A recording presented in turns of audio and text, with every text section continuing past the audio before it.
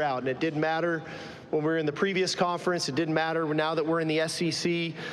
It is what it is. But I think there's one thing that's important for us. It's not what other people think about us. It's not what other people say about us. It's about what we do, and that's taking action and doing things the right way. I do think we have a very hungry football team, one that is talented. I really like our roster. We've strung together now 3 really good recruiting classes of very talented people, but really good people that I think represent the University of Texas the right way.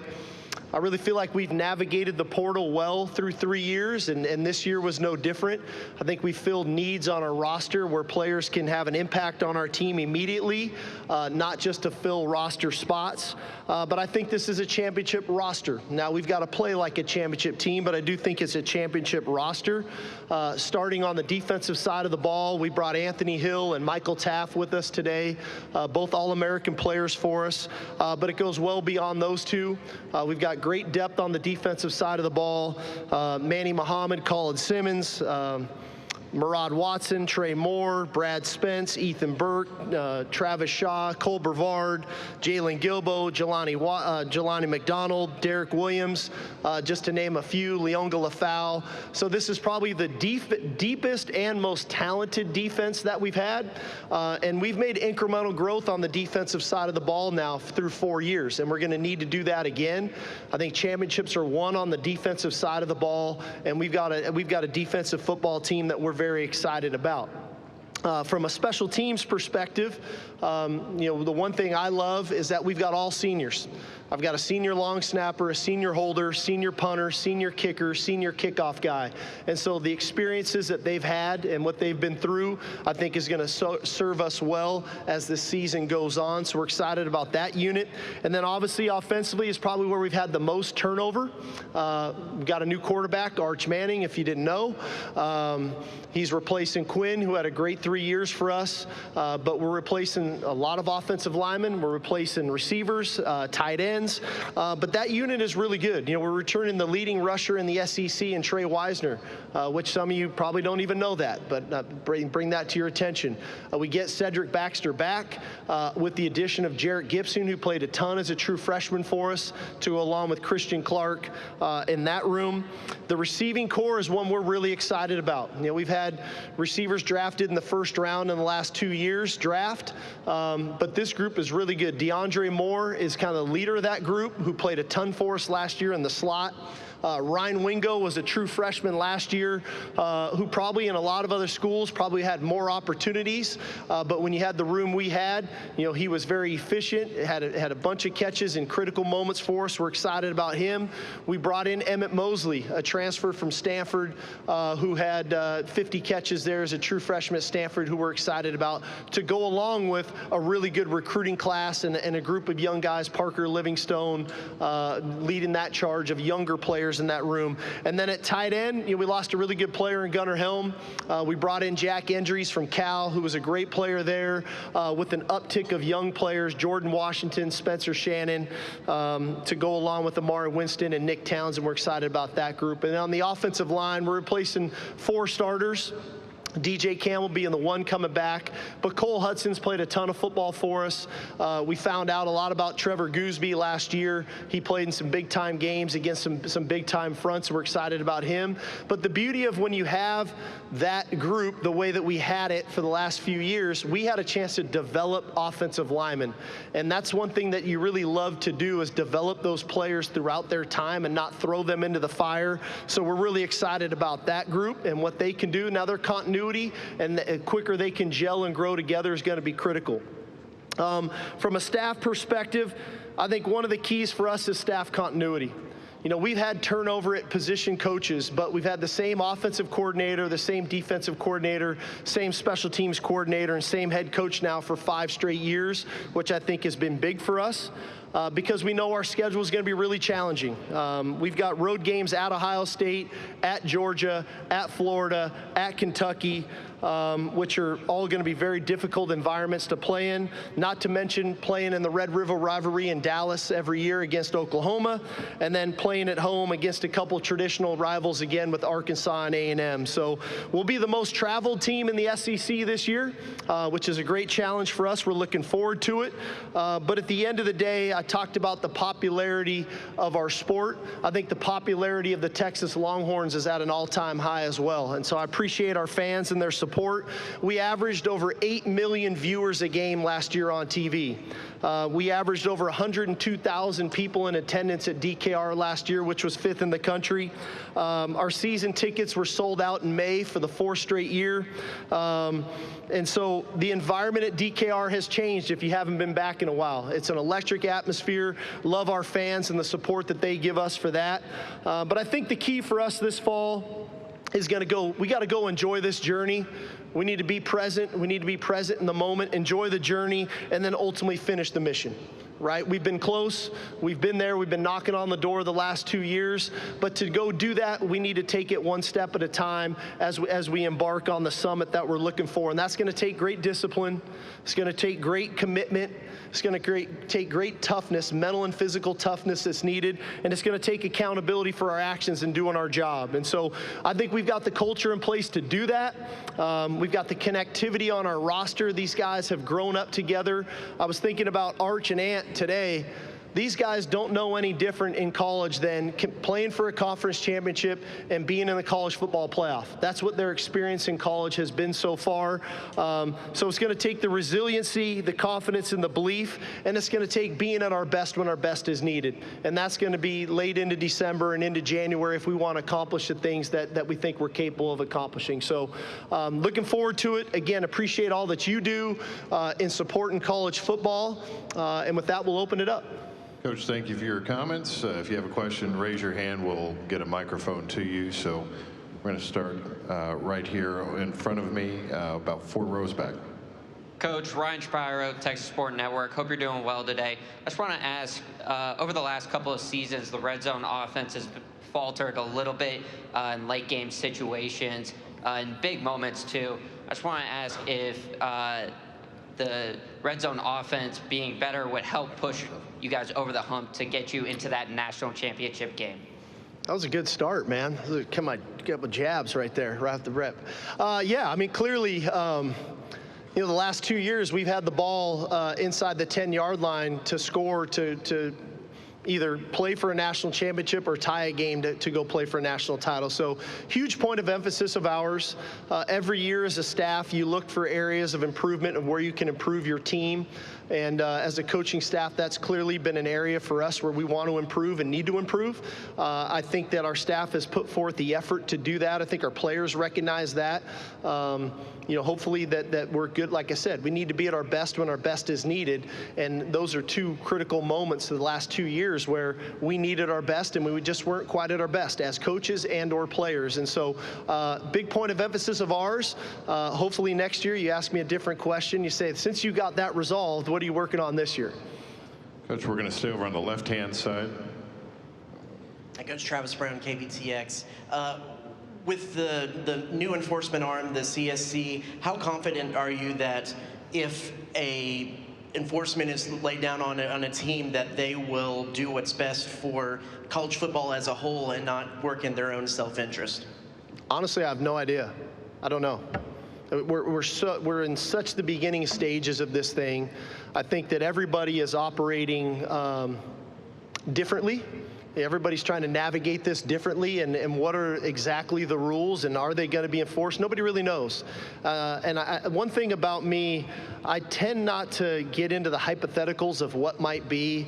I tend not to worry about what might happen down the road. I try to keep my focus on what we're doing, and my focus is on our team. And that's, the more time I spend on those things outside of our team, then I'm doing a disservice to our players and to our team. So I'm going to let the powers that be figure that out. My job is to be the best head coach I can be for the University of Texas. Coach, we're going to stay in front of me, 2nd row. Kirk. Kirk Bowles from the Houston Chronicle. I was curious about the linebacker position, how strong you feel like it is, and I don't know if you move Colin around from edge rusher to linebacker. Yeah. No, great question. You know, our linebacking room, what we've tried to do in that room, and we'll see if it all plays out, we tried to make it a really versatile room. And we know about the versatility of Anthony Hill, his ability to play off the ball and off the edge. Leon Galafau is a steadfast player for us there. We love the development of Anthony Smith and how far he's come, and excited about him. And we love the addition of Bo Barnes and the physicality that he brings and the speed factor that he brings and the size. But we also moved Trey Moore to linebacker, and we brought in Brad Spence, two guys that both play off the edge and play off the ball linebacker. And if you really look at the body type of a Colin Simmons, he really can do those same types of things. And so we're trying to create a room where we can give multiple looks but still stay true to who we are.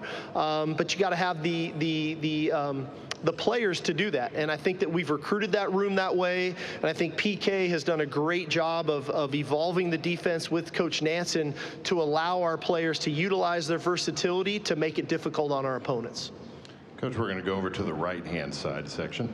Hey, Coach. Hamilton Culpepper with Bulldog Illustrated and The Hammy Show. With the recent news that today that Tyler Atkinson committed to Texas, and you got Justice Terry last year, how do you come into the state of Georgia, get those guys, and what's the importance of locking up some national big-time recruits? Well, I can't speak directly towards any recruit. I'm not trying to not answer your question, just so you know the rules there. I think in this day and age of recruiting, one thing is of note. Players are leaving states all over the place, going to other states to go play. And we've had a ton of players leave the state of Texas and go play at other schools. We've obviously made it a point to recruit more in the southeastern region.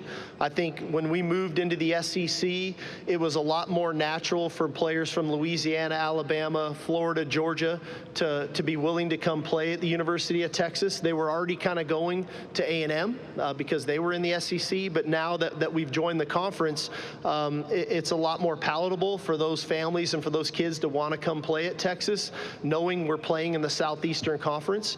And so we've tried to take advantage of that. Again, we don't major in that, but we do definitely try to recruit the high-level players that fit our scheme, that made of the right stuff, not only as football players but as people.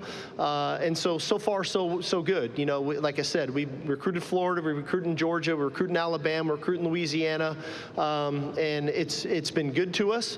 But at the same token, we're still recruiting the state of Texas. We got a lot of great players in our own state as well. So, but again, I think we've got a good product, and the product is what we've been putting on the field and in the classroom, and the success we've had as a team, success our players have had in the classroom, and then the success that our players have had getting drafted in the NFL. And I think all those things adding up are, you know, we're an attractive school for players to want to come take a look at.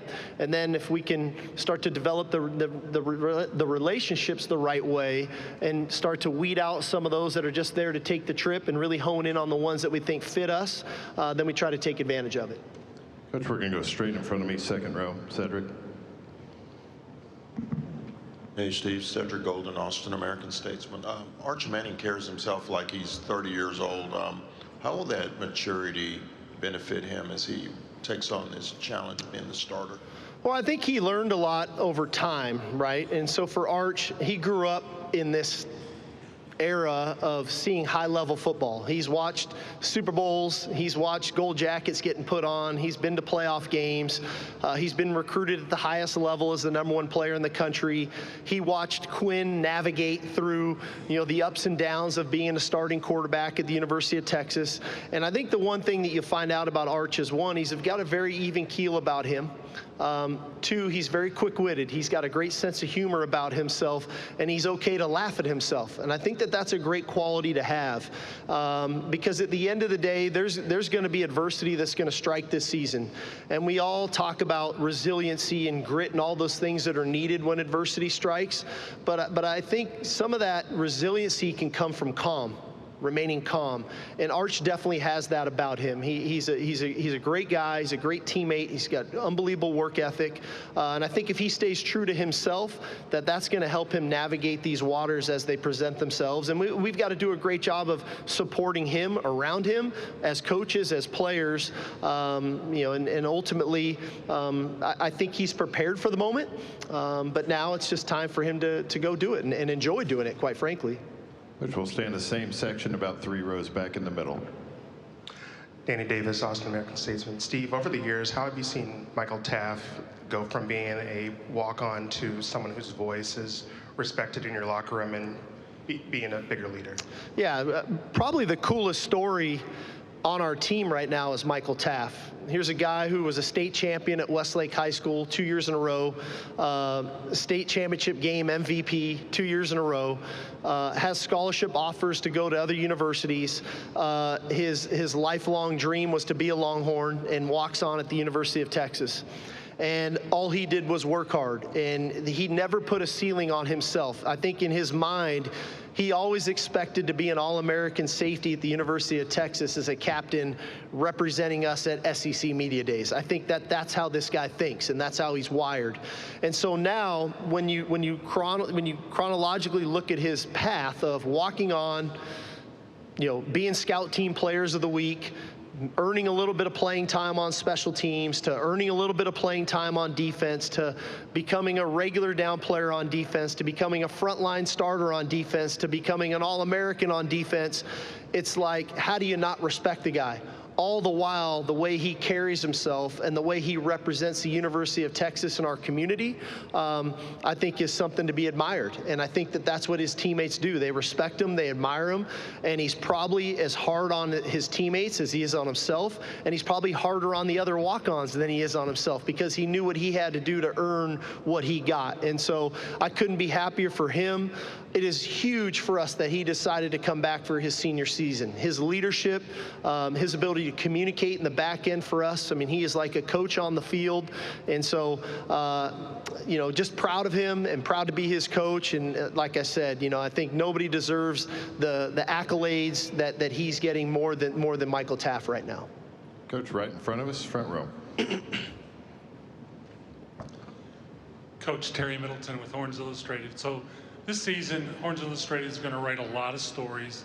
We're going to post a lot of social media posts about Anthony Hill, about Arch Manning, about Michael Taff. But who should we absolutely not forget to mention in these stories when we write about them? Because these teammates or these coaches or these unsung heroes we never hear about are the reason why they're so great. Yeah, I think we have a bunch of great stories. I referenced Trey Wisner. Like, this guy's gone unforgotten. Like, he has a 1,000-yard rusher in the Southeastern Conference last year. It's a fantastic story of who he is. I think that there's so much work that goes into developing our players. You think about our strength staff. You think about nutrition. You think about academics. I'm going to brag on our academic team for a minute. When we got to University of Texas, at the end of our spring semester, we had a 2.32 team GPA in 2021. Which is, I couldn't believe it. And I said, man, I know the University of Texas is a tough school, but that's really low. Well, what was the byproduct of that team GPA? We went 5-7. We had 0 players drafted in the NFL draft. So we pour into the academic side of things. We pour into the culture. At the end of the spring semester in year 2, we have a 2.78. The byproduct is 8-5, 5 guys drafted, 1 first-round draft pick. At the end of year 3, the team GPA is a 2.98. We go 12-2, we win the Big 12, we go the college football playoff, we have 11 guys drafted, 2 first-rounders. At the end of last year, we had a 3.27 team GPA. We go 13-3, we go the SEC championship game, we have 12 guys drafted, 3 go in the first round. At the end of this past spring, we had a 3.31 team GPA. So a lot of people get a lot of praise in the development of our players and the program and the commitment that everybody puts into this. But I think Jeff Nelson and his team, and academically what they do, as well as our players buying into the idea of who you are some of the time is who you are all the time. So how can our GPA go up every year, our wins go up every year, our draft picks go up every year? It's amazing how the correlation of those things occur. And so so there's a lot of credit, there's a lot of great stories that go into that, but that would probably be one that we should tap into and write about. Coach, we're going to go in the center aisle, just over here to the right. Yes, Coach Sarkisian, Drew DeArmond, WZZN Radio, Huntsville, Alabama. I wanted to ask about a key member of your staff that's from our backyard in Boaz, Alabama. I know you started your relationship with him at the university on the coaching staff, and you took him with you. He was key in helping you develop Quinn Ewers and recruiting Arch Manning. But tell us about A.J. Milwe and the role he plays and his development as a coach. Yeah. Coach Milwe is a vital piece of the puzzle for us, for sure. We forged a great relationship at Alabama when I was the quarterback coach, offensive coordinator. Coach Milwe was an analyst on staff. He had just come from Akron, where he was one of the younger offensive coordinators in the country. And when I got the job at the University of Texas, he was the first guy I hired. We had worked, step by step all the way through those 2 years at Bama, winning a national title. Brought him on here to Texas, and he's grown into, now he's not just our quarterback coach, he's our co-offensive coordinator. I don't think there's nobody I work closer with on a daily basis than A.J. Milwe, from the development of game plans to the scripting of practice to talking about play calls during the game to recruitment of players. I think he forges a great relationship with all the guys in that room, and there's not a day or a moment in the day where I don't feel very comfortable if I can't do something that A.J. Milwe can handle it and handle it at a really high level. So we're very fortunate to have him. So we're going to go front left, front row. Hey, Coach, Alma Richardson of Orange Bloods. Yesterday, Lane Kiffin came up here and said they're trying to operate within their cap, but didn't necessarily feel like everyone else was doing that. Curious how you and maybe Brandon Harris figure out how to operate within your cap, who's worth what, who's not worth what, and do you feel like everybody else is playing within the rules? Yeah, I can't speak on behalf of everybody else. I really don't know, and like I said, Amor, you know me well enough. I don't have time or energy to worry about what everybody else is doing. We're trying to build a roster that is one that can withstand the test of time. And we never wanted to come here and be a one-year wonder team and then the next year be not very good. So we're trying to be sustainable for a long period of time. I think that's what good programs do. And so managing that takes a lot into account. It takes a lot into ultimately the production of players. Are they performing, right? And we've created this environment that this is a production-based business in sport, and so are players producing? One. Two, do they uphold the standards of the organization off the field? And if not, then that could be a factor. Three, we got to retain those players, because as much as we've built a really good roster, I promise you other schools are trying to hire our players off of our roster to get them to transfer. And our players are very transparent with me about that. And then the fourth piece is then we're trying to recruit to our roster. And so you only have so much money to go around. You got to be mindful of that. And you just don't want to be reckless with what you do. And now more than ever, with a cap in place, you really have to be effective and efficient, and you have to make sure that you're filling your needs on your roster with high-level people when you know another high-level person is leaving, and or is this a depth move? And so it's no different than, hey, it's easy to say the NFL draft, you only get so many first-round picks, but man, your roster's really made up of those third, fourth, and fifth-round picks. It's not a whole lot different than that. We only have so much money to go around. And so we've got to do a great job evaluating. We've got to do a great job of rewarding those players that are doing it at a high level within our program so that they don't go anywhere else. But we've also got to continue to develop our players as they grow, and make sure that our players aren't doing this for the idea of money. And I think sometimes, quite frankly, I think it hurts us a little bit in recruiting, in the fact that when kids come on our campus, one of the first things we do, we don't talk about NIL. We don't talk about NIL or revenue sharing or publicity rights until the very end. And that may hurt us on some kids, but if a kid is coming to Texas for that reason, we don't want them anyway. We want kids that want to be at the University of Texas because of the school, the coaches, the team, the culture, all those things that go into it. And oh, by the way, you can get publicity rights or revenue share, so on and so forth. If you're coming for the other reason, he's probably going to be the guy in 18 months that's back in the portal going somewhere else where they're going to offer him more money. Because I can't offer every player the most money that he might get offered from another school. It just doesn't work like that anymore. We have time for 2 more. We'll start in the middle. That's the section in front of me. Hi, Coach. Megan English from the Daily Texan. Earlier, you talked about how you have a hungry team.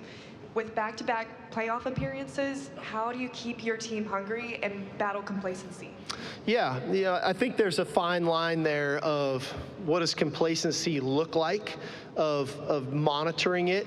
And I watch the intent of our players. I watch the way they work. I watch the way they interact with one another. I watch the way they compete with one another.